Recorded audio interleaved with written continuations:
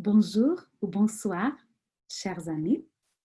Je m'appelle Anna-Clotilde Tomeo-Williams et je suis du Brésil. Je viens du Brésil où pour plusieurs années, j'ai donné des cours de français.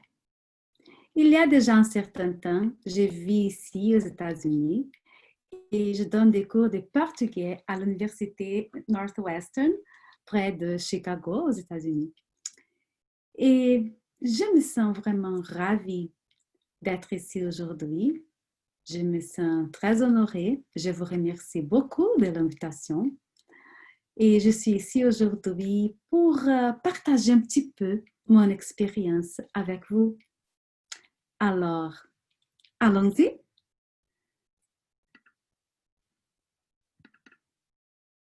Je vais parler de l'enseignement du FLE dans une perspective innovante et interculturelle. Qu'est-ce que ça veut dire une perspective innovante? Bien sûr, on parle de la technologie, n'est-ce pas?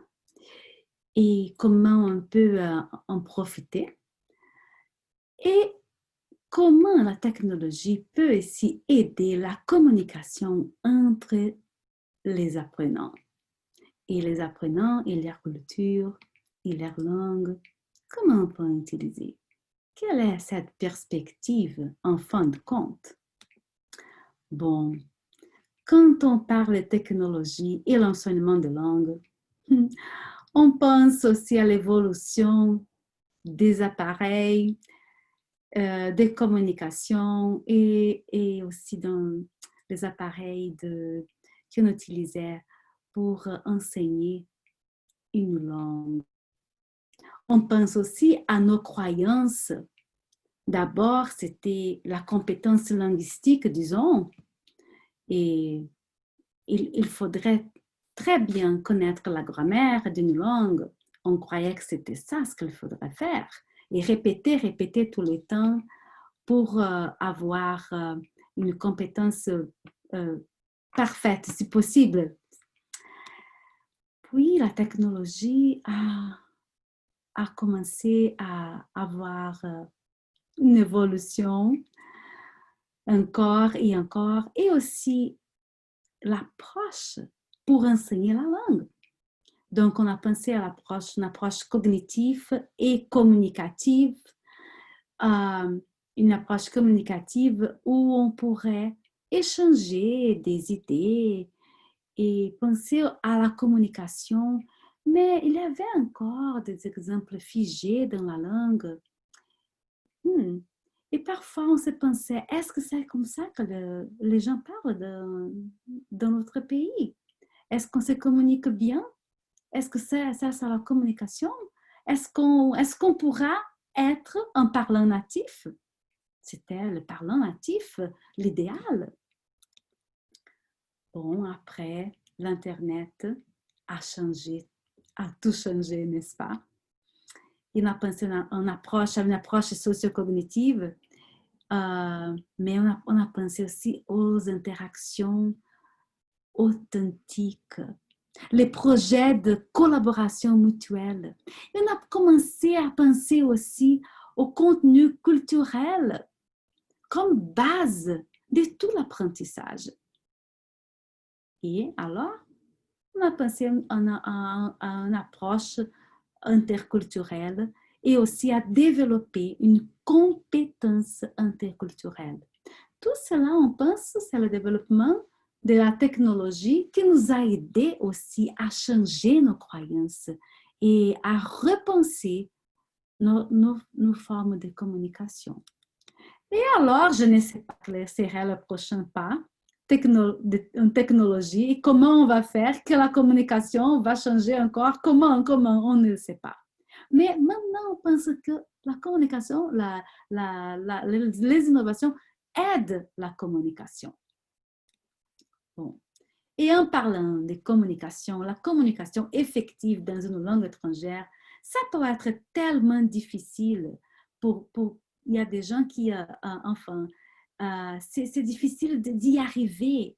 Il y a toujours des choses à faire. C'est difficile de se communiquer. Et comment le faire? D'un côté de la montagne, c'est comme ça. il faut escalader cette montagne et c'est difficile pour les uns. Tandis que pour les autres, il paraît tellement facile. Et pourquoi? Peut-être une méthode qui ne marche pas très bien. Mais il y a une chose qui est certaine, c'est le dialogue. Les dialogues, il faut écouter les autres. Il faut apprendre avec eux. Il faut vraiment penser comment je me communique et pourquoi je me communique.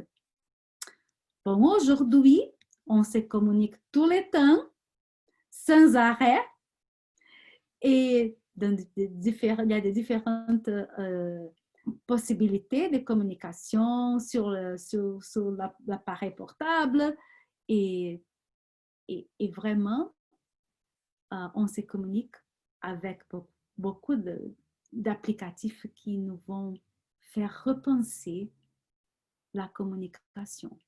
Il y a de tout, c'est très facile. On commence à utiliser la communication effectivement pour apprendre la langue et pas tout simplement pour faire des choses que, enfin, tout ce qu'on fait va nous penser à comment utiliser la langue à partir des petits appareils, à partir de petites choses maintenant, on se communique d'une manière tellement réelle et vivante, n'est-ce pas? Bon, quand on parle de la compétence communicative interculturelle, qui est tellement facile aujourd'hui de parler avec quelqu'un d'autre pays, on parle aussi de représentation, on parle aussi des positionnements, du discours, de l'interaction, de la signification, de la créativité, de tout cela. Et on veut que les gens nous comprennent, on veut être compris, on veut comprendre, on veut avoir la signification dans notre culture. Bon, aujourd'hui, il faut être préparé pour se communiquer avec le monde. Il faut savoir utiliser tous ces trucs-là. Il faut bien savoir parce que la communication est là. Et on va l'utiliser pour apprendre une langue étrangère. Bon, quels sont les modes de communication? Parce que si nous avons tout cela et beaucoup d'innovation, il faut penser que les modes de communication seront toujours les mêmes. Il faut considérer qu'il y a 3 modes de communication. Le premier, c'est l'interprétatif. L'interprétatif parce que on lit pour apprendre quelque chose et on interprète. C'est la communication pour acquérir l'information. On lit, on écoute, on voit une vidéo. Donc, on apprend des choses quand on lit. On apprend des choses quand on voit quelque chose, quand on écoute. Et puis, on va échanger la communication. On va parler avec notre personne sur les choses que nous avons apprises. Donc, et c'est une communication spontanée, différemment d'une approche communicative où il fallait mémoriser les phrases, mémoriser, même que c'était les actes de parole, on les mémorisait. Non, maintenant, on a appris et on se communique de manière spontanée. Bien sûr, on va étudier, on va voir comment les gens se communiquent et puis on va utiliser. Et on utilise en parlant de la langue et on va apprendre avec cette interaction. La communication spontanée peut être à l'oral ou à l'écrit et on va échanger l'information. Et puis, nous avons le mode présentationnel. C'est une présentation. Alors là, on va préparer, on va penser, on va réfléchir. Il faut écrire une lettre, un article, un blog pour se présenter. C'est comme ça qu'on se communique, les 3 modes de communication. Alors, mais il y a aussi, on dit ici aux États-Unis, les 5 C. Les 5 C. Et qu'est-ce que c'est que les 5 C? Bon, la communication, l'écoute les connexions, les comparaisons, les communautés. Tout cela est très important pour qu'on se parle. Et c'est aussi ce qui révèle notre identité, les cultures auxquelles nous appartenons, la communication d'une manière générale, les connexions que nous faisons, les comparaisons que nous pourrons faire aussi et les communautés. Donc, quand on met les 5 C ensemble, nous aurons la communication interculturelle. Mais aussi, on va penser que la communication interculturelle s'insère dans un milieu où nous trouvons les savoirs. Et savoir quoi? Savoir comme habileté, habileté d'acquérir une connaissance, habileté de transférer cette connaissance, habileté de comprendre, d'apprendre, de connaître l'autre. Ce sont les savoirs que Byron a postulés. Et donc, quand je mets ces savoirs à côté des modes de communication, c'est ça qu'on est. Donc, les savoirs comme connaissance générale, les savoir-être comme ce sont les attitudes que j'aurai par rapport à l'autre. Savoir comprendre, ce sont les habiletés d'interpréter ce que je lis. Il faut avoir ces habiletés. Savoir apprendre et faire, ce sont les habiletés de découvrir des choses, d'interagir. Et savoir s'engager, les habiletés de penser l'autre, comme même si les différents, c'est ce qui va être plus intéressant parce qu'on aura des choses à apprendre interculturellement. Et les 3 modes de communication vont nous aider à acquérir ces savoirs. Donc, j'ai pensé maintenant à un exemple pour mettre en pratique les savoirs et les modes, à travers le mode de communication. Quand je pense en voyage des vacances, tout le monde veut voyager, n'est-ce pas? C'est tellement bon de faire un voyage. On pense à des choses très importantes. Où allons-nous? Comment y arriver? Où rester? Il y a des questions à se poser. Donc, il faut avoir les informations correctes pour faire de bonnes décisions. Combien ça va coûter? Et puis des commentaires comme « Oh, j'adore ça » ou bien « Cela me fait plaisir » ou bien « Qu'est-ce que c'est que ça ?» ou quelque chose « Comment? Je ne connais pas. Comment on mange ça? Je voudrais la recette. » peut être comment ça, le fromage comme dessert? Comment? Ou des commentaires comme il fait beau aujourd'hui. Ou des conflits comme j'ai oublié ma valise à l'aéroport. Et alors, qu'est-ce que je vais faire? Beaucoup de choses à penser et beaucoup de choses à apprendre et des connaissances à apprendre. Je vais alors partager avec vous quelques sites internet et quelque chose de innovation qui va permettre la communication. Donc, on va partir en vacances. D'abord, il faut s'engager avec nos étudiants et découvrir où est-ce qu'ils vont partir. Les étudiants comme base, c'est de là que je pars. Il faut prendre une décision. Donc, je vais faire une décision. Je vais baser ma décision sur un site internet. Puis, il faut faire des achats, il faut faire la valise pour voyager.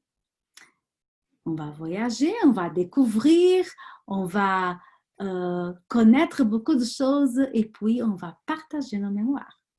Donc, je vais partager avec vous quelques sites qui pourront nous aider à mettre en pratique, dans le contexte de voyage,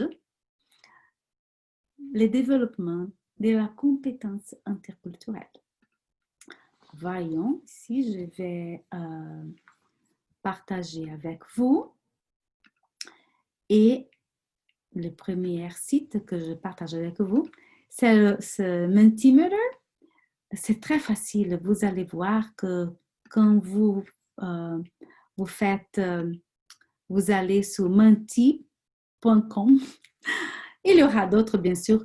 Vous pouvez faire des choses pour engager vos audiences. Alors, on va mettre la question. Où vous voulez partir en vacances?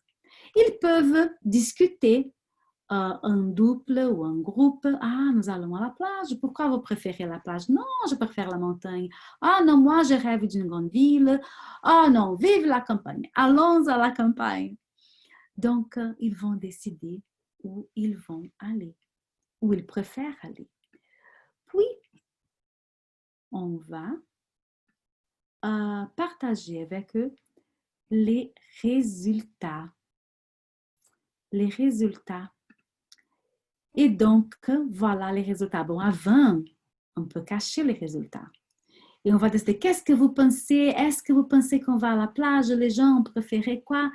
Voyons, et puis on va, voyons, là, vous préférez, la plupart des étudiants ici préfèrent aller à la plage.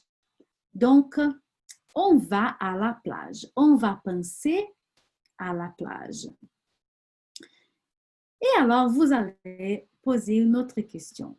Et les questions, c'est, quand vous pensez à la plage, à quoi pensez-vous? Vous pensez à, et ils vont ici mettre des mots. Ils peuvent aussi partager et discuter avec leurs amis. Bon, est-ce que de quoi vous pensez? À quoi vous pensez? Et donc, ils vont écrire ici. Et je vous montre, c'est passé déjà, je vais vous montrer les résultats. Ah, ça, ce sont les mots. Je peux cacher aussi. Quand vous pensez à la plage, vous pensez à quoi? Et les mots vont venir. Et voilà les résultats.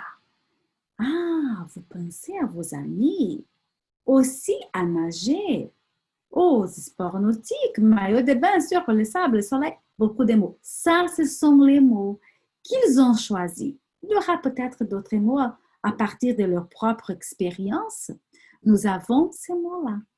Et on peut penser à une activité comme par exemple, vous pouvez faire des phrases avec ces mots que vous avez choisis. Et voyons ce que vous allez dire, voyons le phrase. On va mettre ensemble ces mots-là et on va penser à quelques phrases qui ont rapport avec la plage. Bon, on pense à la plage et il faut faire des achats avant de faire la valise. Et je ne sais pas si vous connaissez le Padlet, padlet.com. Ça, c'est très intéressant parce que les étudiants peuvent mettre n'importe quoi. Et on va vendre des objets. Je demande à mes étudiants de participer. Je partage avec eux ces sites et donc ils peuvent écrire, ils peuvent même mettre leurs photos et donc j'aime vendre, on va faire des achats. Qu'est-ce que vous voulez vendre? Faites des photos de vos choses là, de vos objets que vous voulez vendre. Donc, ils peuvent mettre n'importe quoi. Et ça, c'est facile parce que vous voyez par exemple, ici, je vais vous montrer, je voudrais vous montrer que on peut, un chapeau, comment je peux choisir, non? Je peux choisir un chapeau aussi. Donc, ici, quand je choisis, je peux choisir entre les choses que je demande. Je peux télécharger quelque chose, comme ici, j'ai téléchargé ces dessins-là, mais je peux choisir, au lieu de choisir quelque chose sur mon ordinateur, je peux choisir quelque chose ici. Je vais écrire un chapeau de paille, par exemple, et je veux des images de chapeaux de paille. Et, voilà. Donc, c'est très facile, c'est très utile. Je peux choisir ici, je vais écrire. Alors, les étudiants ont décidé de vendre des objets. Ils peuvent discuter même utilisant le passé composé, l'imparfait, le présent. Pourquoi vous voulez vendre ces chapeaux?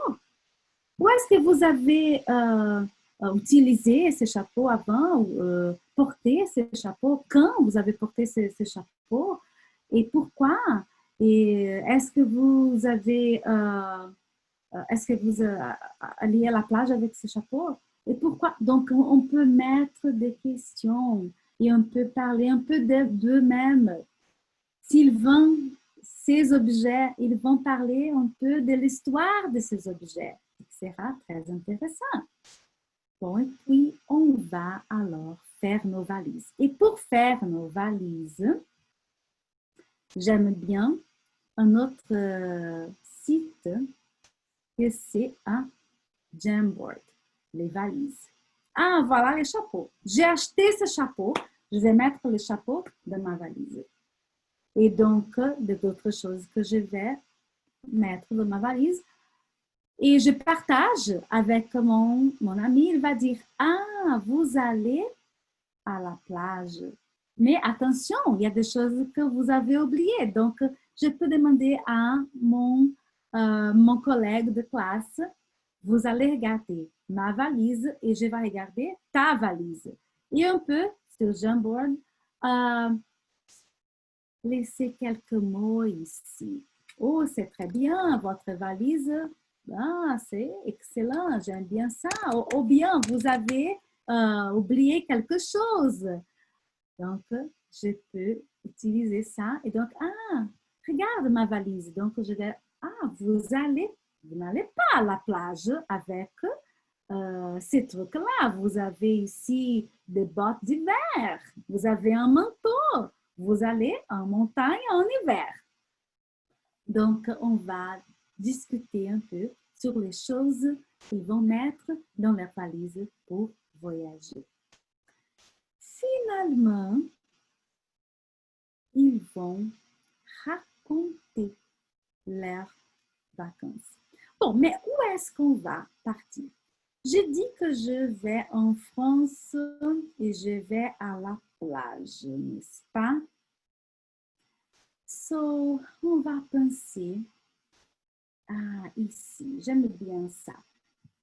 Ici, je suis maintenant de retour au Padlet. Il y a cette fonction de les cartes, mes voyages, mes rêves, mes souvenirs. Donc, je veux aller à la plage et je veux aller en France. Donc, je peux choisir ici. Je vais mettre ici. Je veux aller à Marseille. Donc, je vais écrire les mots Marseille, France. Je veux aller à Marseille. Donc, voilà.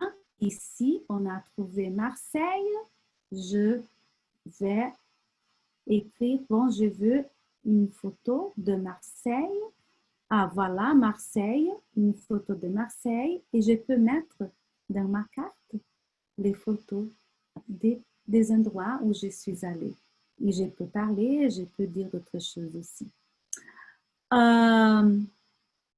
Tout en parlant de voyage, il y a un site internet très intéressant que c'est le Routard. Je peux trouver des informations ici sur Marseille, n'est-ce pas? Où est-ce que vous voulez aller? Je peux écrire ici et ils vont me donner quelques indications. Recherche sur Marseille, tout ce que je veux. Peut-être qu'il y a des forums où les gens, vraiment les voyageurs, parlent de Marseille. Donc, je peux écrire le nom ici à France, par exemple. voilà, Marseille. Et donc, c'est cet un forum où les gens, de vrais voyageurs, vont laisser leurs impressions sur les villes et les gens peuvent aussi, les étudiants peuvent bien euh, étudier ça, lire et pratiquer et évidemment interagir avec les gens qui sont là sur ce site aussi Internet. Bon, pour finir, je voudrais vous dire que on a partagé une mémoire, on a fait des achats, les valises, on a utilisé tout cela, les innovations, pour parler de nous et pour apprendre des autres aussi avec qui je parle en classe de langue. On a parlé d'innovation. Et en conclusion, qu'est-ce qu'il faut faire? Il faut toujours penser à cette perspective, l'innovation et les gens qui parlent la langue, qui apprennent la langue.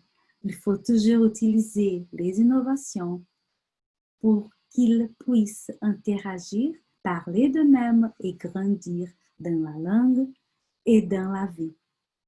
Et aussi, quand on parle en perspective, les innovations, l'interculturalité, on parle du futur. Et je vous laisse avec cette citation. Le meilleur moyen de prévoir le futur, c'est de le créer. Le futur est dans nos mains.